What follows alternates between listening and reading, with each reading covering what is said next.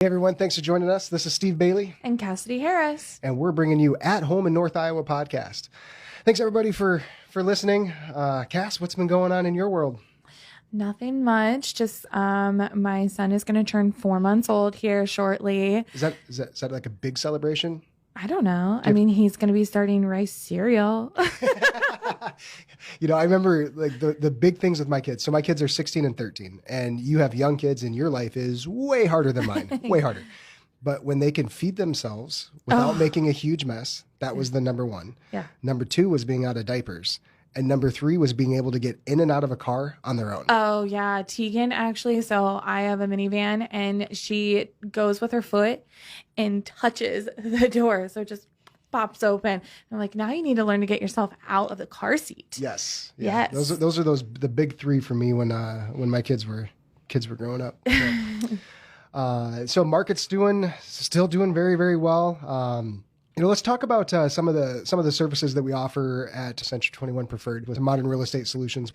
It's our team, and one of the big things that we wanted to implement is that difference that you're going to get if you use us. And one of those things is the video tours. Mm-hmm. Yeah, on every single home, we do the professional virtual tours, the 3D virtual tours. You can virtually walk through your home like you're physically there.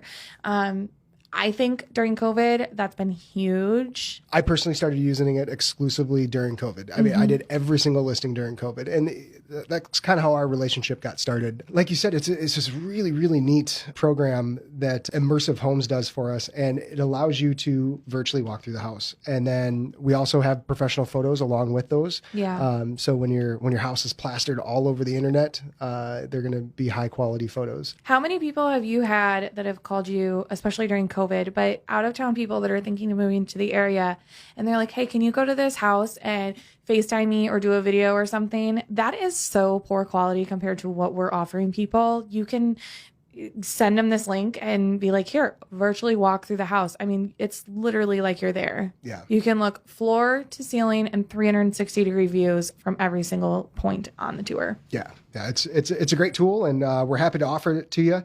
So again, this is Steve and Cass with Century 21 Preferred, Modern Real Estate Solutions. Thanks for joining us. Head over to our Facebook page, Modern Real Estate Solutions, for more information about what we offer. We're really excited to bring on Tim Putnam today. He's part of the Niacc Pappajohn Entrepreneurial Center. He's the director of it, actually. He's going to talk about programs for those up-and-coming businesses. If you have an idea and you think it's going to really fly, he's going to talk about how we take a look at that business and expand on it. Or if you're an existing business, he's the opportunity to take a look at that and maybe help you expand your business.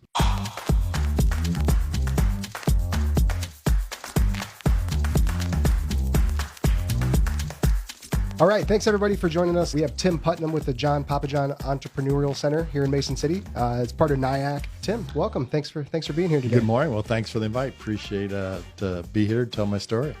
So we'd like to start with our guests. Kind of tell us a little bit about yourself, what brought you to Mason City. Our podcast is At Home in North Iowa, so something brought you here. So tell us a little bit about yourself. Sure. So my wife, Kelly, and I were living in Chicago. I was working for Pizza Hut at the time. I had 4 stores I managed, and they said I was going for a promotion to a regional, what they call a regional coach, and they said, "Do you want to stay here in Chicago or go to some place called Mason City, Iowa?" And I was actually born down Waterloo, so I'm from Iowa, but I grew up in Illinois.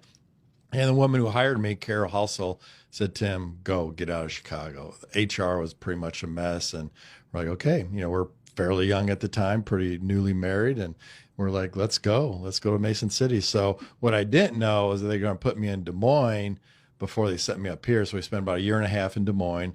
I ran half the Pizza Huts in Des Moines, and then when the position opened here, they sent me up to Mason City, Iowa. So never heard of the town, and we thought we'd be here for about 3 to 5 years, and that was in '93. So 28 years later, we are still in North Iowa. That's great. So when you moved here in 1993, things have changed a lot since 1993, obviously. But what do you think are some of the biggest advantages that you've seen recently in Mason City that kind of keep you here and get you excited about our community? Well, I think, why Kelly and I have stayed here, neither one of us are from here. Kelly's from Kansas, is really a sense of community. And myself, I like to do things and I like to make a difference, and this community allows you to do that. This community can be as much as you want it to be for yourself and your family. So tell us about the Pappajohn Entrepreneurial Center. Yeah, so we're a comprehensive entrepreneurial center, which means we really work to help people start and grow businesses. We do that from a multiple ways. If we had a couple hours, we could really get in the details of it. But in all seriousness, we work on entrepreneurial mindset. So how can young people understand what the mindsets are of being an entrepreneur and starting a business? From the simple thing as persistence. Starting a business is not an easy, it's not a direct line, from going from an idea to a new venture creation. And one of the biggest, attributes to have is persistence, because it's going to take time, and it's going to take funding, and you're going to get a lot of no's along the way. So being able to work through that. So that's entrepreneurial mindset. We have a Entrepreneur for a Day program for 5th grade. We have some high school programs. In fact, we're looking to recruit high school students for our Youth Entrepreneurial Academy. And we've had some wonderful success out of that program with young people. But I'd say the main thing we do is really working in our communities for people that have ideas that want to create a new business venture.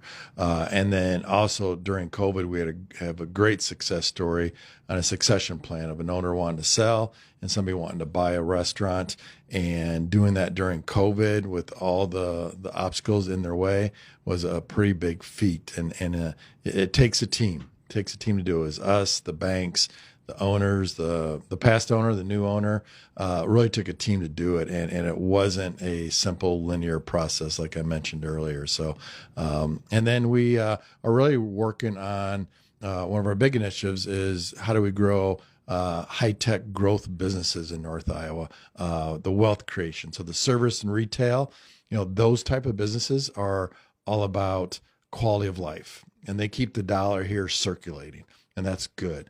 But we also need wealth creation. That's about bringing the dollar from outside the region into North Iowa. And that's where the growth comes for our region and where the investments come for our businesses. So we kind of play in both worlds and really have a pretty big initiative going on the growth side of things right now. So that's a neat concept. So not only are you working with new businesses, but you will also take a look at an existing business and kind of coach them along too. Is that's yeah. So yeah, we don't get into the operations. We don't go in a store, like some of the shows you see on TV, they go in and say, well, you got to do this better and this better, this better. We try to meet entrepreneurs, business owners where they're at. And my question would be, Steve, what do you need? What do you need help with? What are you trying to do? And we try to help them from that point going forward. We don't get in there's other people that then come in, really help you with your operations and the look of your store and the branding. We're about, cash is king, about cash flow. How are you cash flowing this business? Have you looked at your financials? Your financials, helping them understand that. And then where do they acquire cash from? Where do they get the cash to grow that business or start that business? So there's a lot of different ways to get money. We look at our banks as one of the primary source. That's debt financing. And I will say, I've said this many times, we have the greatest locally owned banks in the country here in North Iowa. They're locally owned. People live and work here, and they care about our businesses. And they're much more willing to take risks on individuals. And loaning money is as much a personal thing as it is about your business ideas, about who you are. So our banks play a huge role in the ecosystem of our businesses. So can you talk about any big projects that are kind of going on in Mason City? We had Chad on a previous podcast. He kind of touched on some tech stuff that's going on. Yeah. So we've just spent probably we started this project back in late October. I came across this idea. It was an organization called Center on Rural Innovation. And it's how do you create a digital economy ecosystem? So there's a mouthful for you. So really think about an ecosystem. In an ecosystem, you look at, in nature or anywhere, there's so many aspects that play into what makes an ecosystem work. So it's not just the Pappajohn Center. It's not just the banks. It's not just the entrepreneur. It's that plus, numerous other aspects that come into play that allow certain industries, certain groups of entrepreneurs truly grow and thrive. So in these ecosystems, nobody controls it. It's not controlled by anybody. It's how do all these different aspects work together? So in this model I saw they looked at the foundational aspects of it. It's like, thriving downtown, good culture, and housing. Housing is an opportunity, but it's doing better than it ever has. And there's about 8 different aspects in there: quality education, K-12, post-secondary, Niacc. It's like, we've got all these things. Then went to the next level. It's like it was broadband. We've got, while we have a rural broadband challenge in some areas, we have some pretty darn good broadband with the CLTels, the Omnitels, the numerous ones that put a fiber in the ground.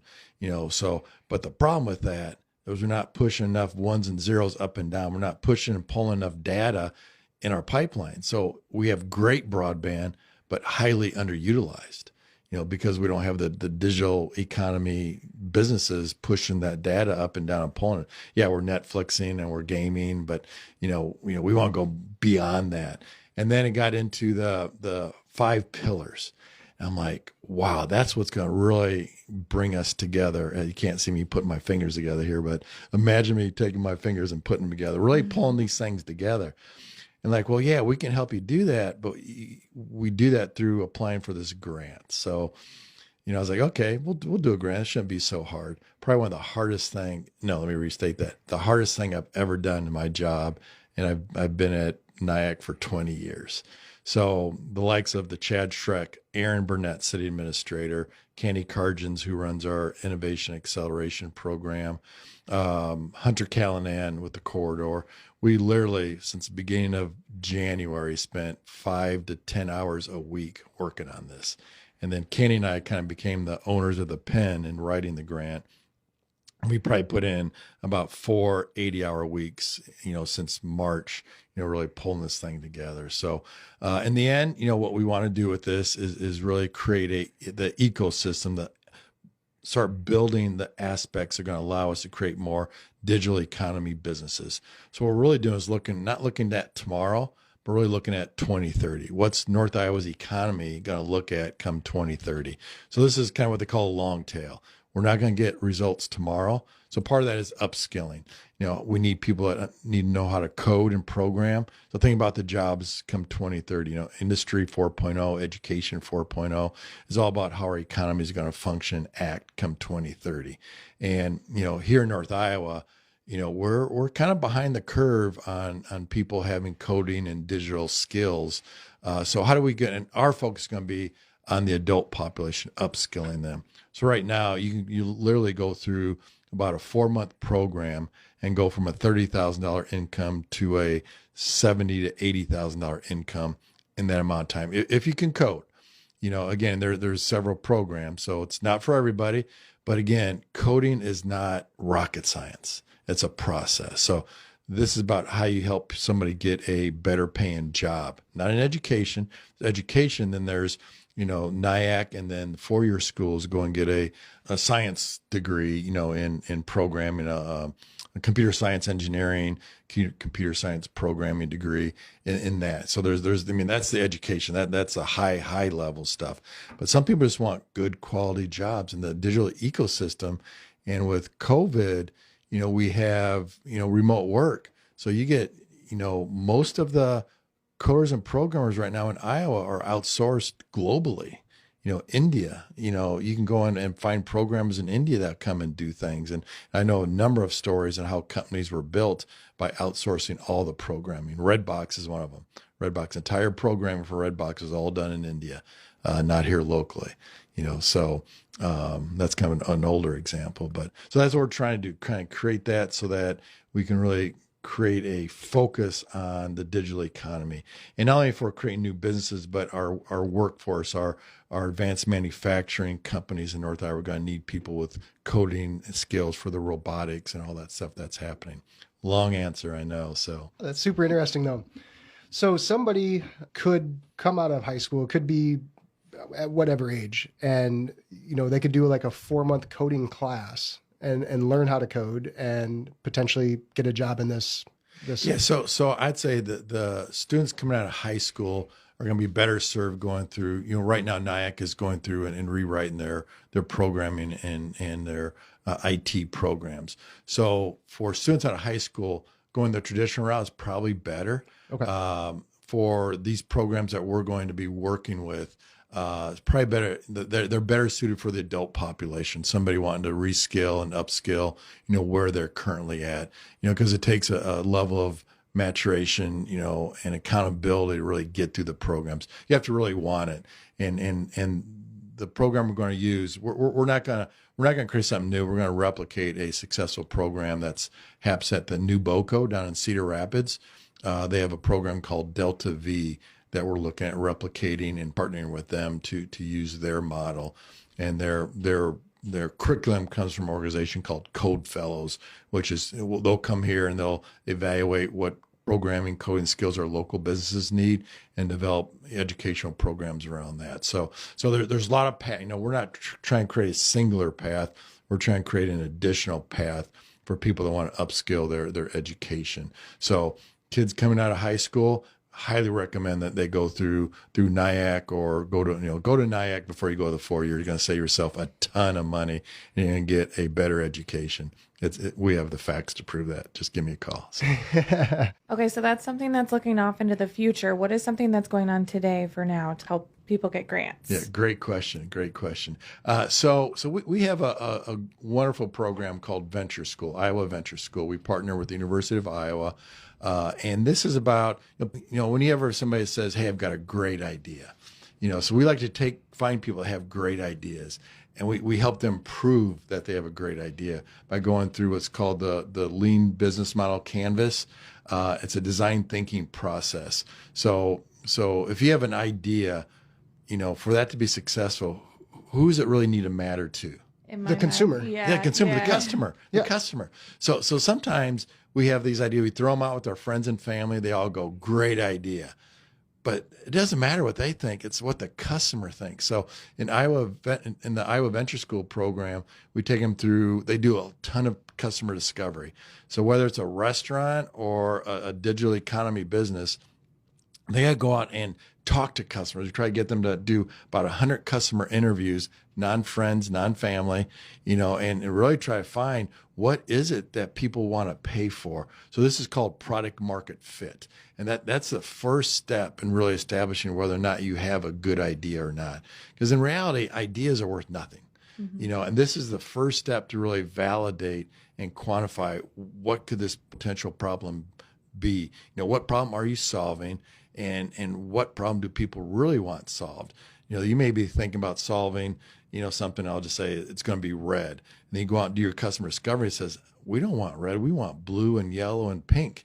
Those are the colors we want. So that's part of customer discovery. And whatever it is that idea, whatever that market is, and it could also be finding what the real problem is. Just because you think the problem is coming out with this red product, that's not the problem. The problem lies somewhere else within the product life cycle of that product, what the customer's needs are, or even in the supply chain management. With COVID, tons of issues with supply chain management, and there could be a solution within that. So while you're trying to fix a bigger problem, the real opportunity maybe lies underneath that. And if you can find that problem, that opportunity, that's the voila moment when the light bulb truly goes on. You can only do that through customer discovery. So this is a national program that we run under. It's called the NSF I-Corps, National Science Foundation I-Corps program. So it's time tested, and it's really the first starting point. So we just graduated class a few weeks ago, and the students the participants that really do this well, there's so many opportunities for them afterwards. A lot of work still to be done after this class, but it truly grounds them. And, we've had people come in who think they know all the answers. And once they buy into the process and trust the process, they learn, they open themselves up to learn a lot. And most people really do. It's a struggle at first, but we keep pushing and pushing. We bring mentors in. So we bring, Candy Cargens and as our director of innovation, Brooke Bellmer is our SBC director. We try not to be the experts in the room. We try to bring in outside people, who are experts who've been there, done that, to help mentor them along the process. Mentoring isn't saying, Steve, do this. That's the way I did it. It's like, hey, Steve, have you thought of this? What are you going to do about this? It's asking the right questions, not telling people what to do, to really open their minds up, because running and starting business is a complex thing, and you're going to hit barriers and obstacles along the way, but also have some wonderful successes too. So you celebrate successes, that keeps you going.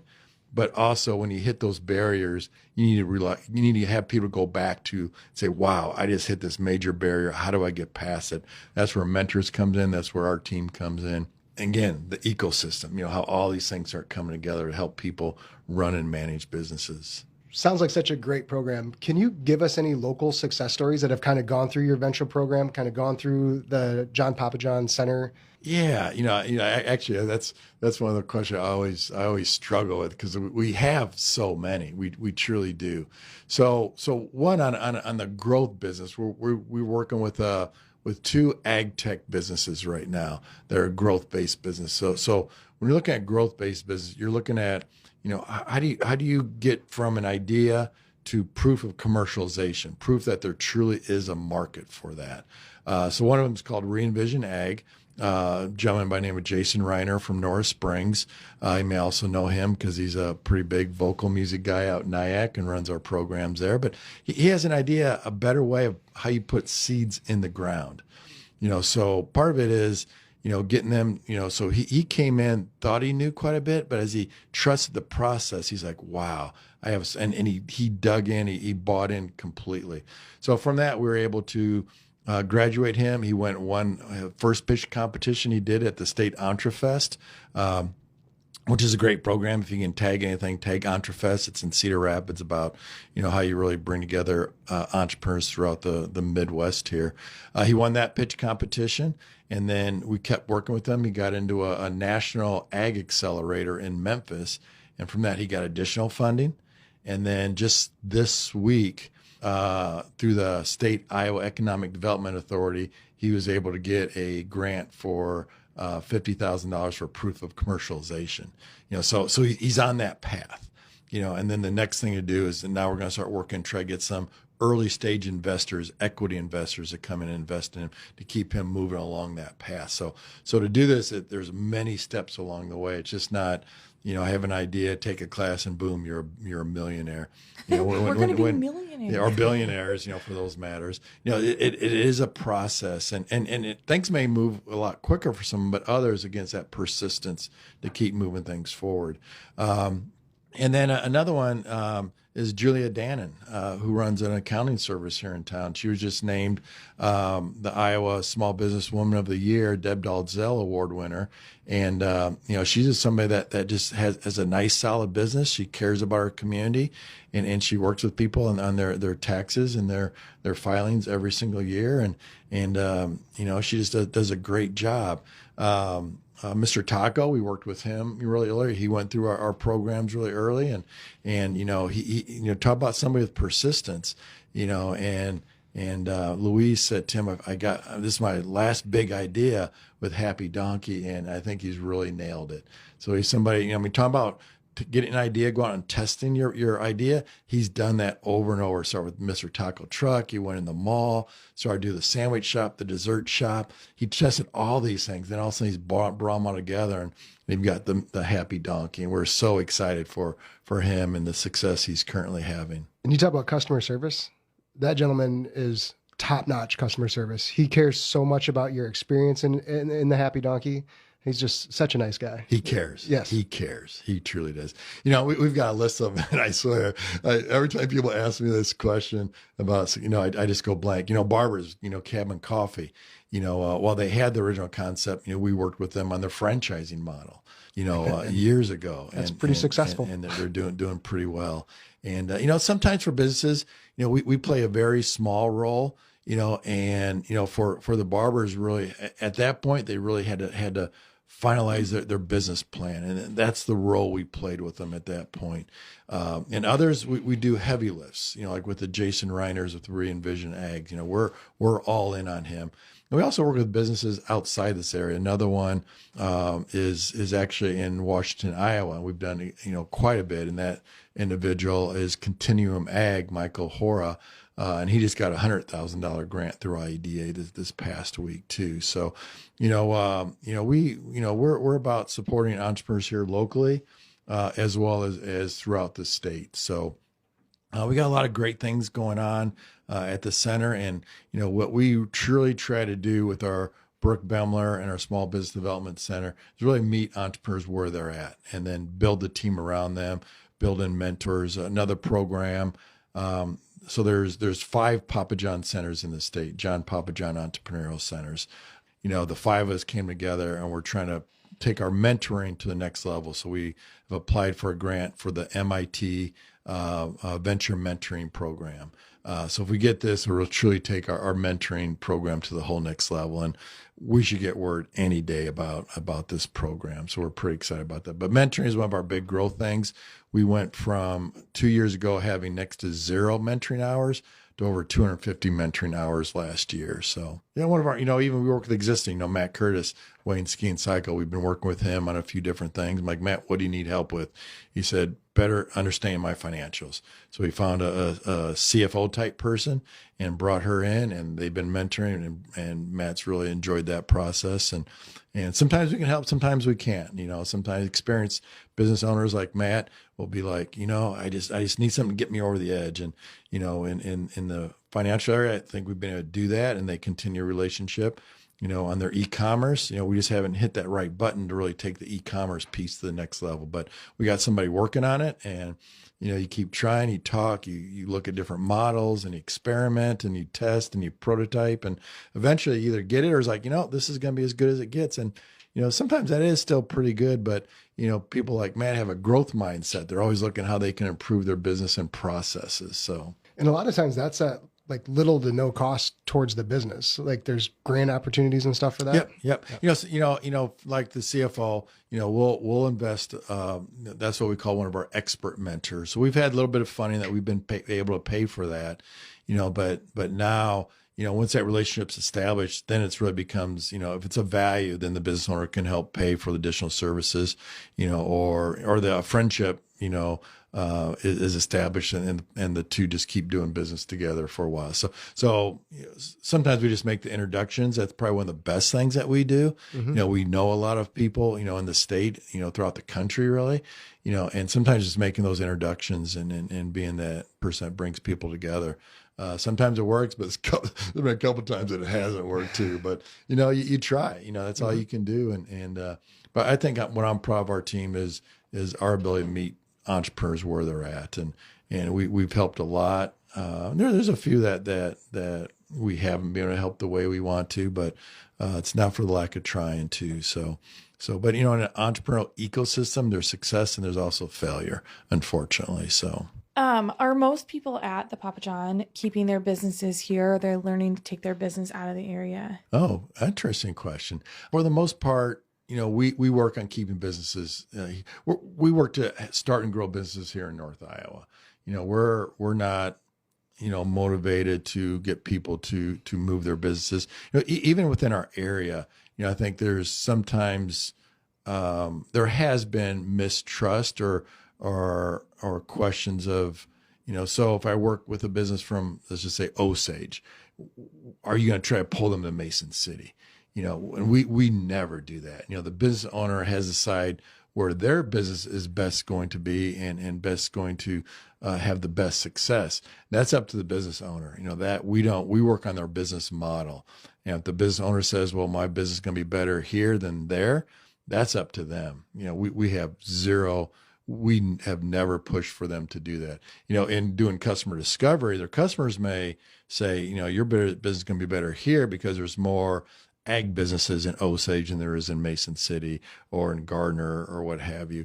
If you're trying to do business with Winnebago, maybe being closer to Forest City matters. Maybe it doesn't matter. but doing that customer discovery is going to tell you where it's at, and maybe take that question a little bit further. What we track one thing called business success rate. So what's the percent of businesses that we help start? How many of them make it through their first 5 years? And our success rate is 83% of the businesses that we help start make it through the first 5 years. In the state of Iowa, it's about 53%, and nationally, it's about 49% of businesses that make it through the first 5 years. So part of that is getting people not to start a business. That's part of the equation too. To have them go through the process.